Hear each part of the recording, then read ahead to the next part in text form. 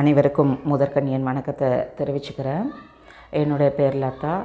எனக்கு தகப்பனார் பெயர் கோவிந்தராஜ். என்னுடைய தாயார் பெயர் லீலாவதி. என்னுடைய அப்பாவுடைய பெற்றோர் பெயர் பார்த்திங்கன்னா கோவிந்தராஜ் உடைய தகப்பனார் வெள்ளையன் செட்டியார். அவங்களோட மனைவி கோவிந்தம்மாள்.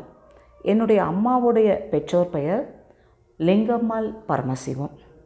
அவங்க யாருமே இப்போ இல்லை, எல்லோரும் மறைச்சிட்டாங்க.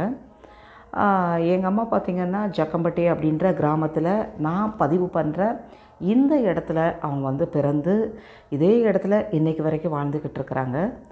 அவங்களுக்கு திருமணமானது 5/7/1971. நான் அவங்களுக்கு மகளாக 1972 ஆகஸ்ட் 23 பிறக்கப்பட்டேன். அதற்கு எனக்கு அப்புறமா 2 தங்கைகள். அடுத்தவ கோவிந்தம்மாள். அதற்கு அடுத்தவ பார்த்திங்கன்னா சரஸ்வதி அப்படின்னு சொல்லிட்டு 2 தங்கைகள் இருக்கிறாங்க. எங்கள் குடும்பத்தில் எங்கள் 3 பேர் எப்படி நாங்கள் ஸ்ரீவில்லிபுத்தூரில் நாங்கள் சந்தோஷமாக வாழ்ந்துட்டு இருந்தோம். நான் சக்ரட் ஹார்ட் கேர்ள்ஸ் ஹையர் செகண்டரி ஸ்கூலில் 5ஆம் வகுப்பு பள்ளி படிப்பை படிச்சுட்டு இருக்கும்போது எங்கள் அப்பா மறைச்சிட்டாங்க. எங்கள் அப்பா மறித்த கொஞ்ச நாளில் நாங்கள் என்ன பண்ணோம், என் அம்மாவுடைய தகப்பனார் வீட்டுக்கு, இப்போ பார்க்குறீங்களே இந்த வீட்டுக்கு ஜக்கம்பட்டின்னு ஆண்டிப்பட்டியில் இங்கே வந்தோம். எனக்கு திருமணம் நான் +1 படிக்கும்போது அம்மா கூட பிறந்த தம்பியை கல்யாணம் பண்ணி வச்சாங்க. எனக்கு 2 பிள்ளைகள் பிறந்தாங்க. திருமணம் 1987 நடந்தது. எனக்கு மோகன், திவாகர் என்ற 2 மகன்கள் 1988 மற்றும் 1991 பிறந்தாங்க. இப்படியாக நாங்கள் வாழ்ந்து கொண்டிருந்தோம். அடுத்து எங்களுக்கு 2 தங்கச்சி, அவங்களும் திருமணமாக்கி அவங்களும் இன்றைக்கி லைஃப்பில் செட்டில் ஆகியிருக்கிறாங்க. எங்கள் அம்மாவுக்கு எங்கள் அப்பா இறந்த உடனே அந்த விதவைகள் இதில் அரசு மருத்துவ பணியில் எங்கள் அம்மா எங்களுக்காக வாழ்க்கையை இழந்தாங்க. அவங்க திருமணம் பண்ணிக்கல. எங்கள் அம்மானா எங்களுக்கு அவ்வளோ இஷ்டம் ஃபுல்லாக.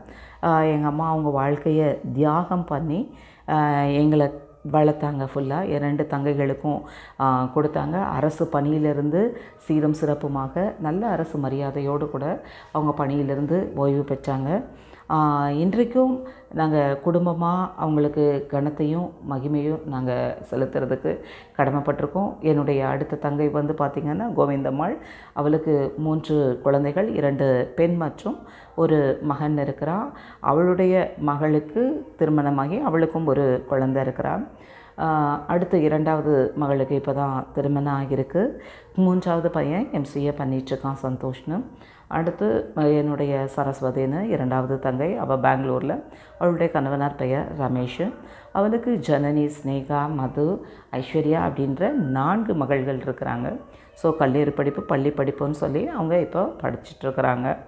அவங்க ஒரு உயர்ந்த நிலையில். ஸோ எல்லாத்தையும் எங்கள் அப்பா இல்லைன்னா கூட யாருமே இல்லாமல் எங்கள் அம்மா எங்களை ஆதரித்து ரொம்ப கண்ணும் கருத்துமாக எங்களை சீரும் சிறப்புமாக இந்த மாதிரி பண்ணியிருக்கிறாங்க. ஸோ இது போல் அம்மா கிடைக்கிறதுக்கு நாங்கள் ரொம்ப கொடுத்து வச்சுருக்கணும். இப்படிப்பட்ட அம்மாவை கொடுத்த என்னுடைய கடவுளுக்கு நான் கொடாக்கொடி நன்றியையும் வணக்கத்தையும் தெரிவிச்சுக்கிறேன். இது என்னுடைய குடும்ப வாழ்க்கையாக இருக்கிறது போல் இந்த குடும்பத்தை ஆசீர்வதித்த கர்த்தர் இன்றைக்கு உங்களுடைய குடும்பத்தையும் ஆசீர்வதித்து காக்க கடவர். உங்களுடைய குடும்பத்தில் உங்களுடைய பலன் நிறைவாயிருக்கும்படியாய் நான் இயேசுவின் நாமத்தினால் உங்களை வாழ்த்துகிறேன்.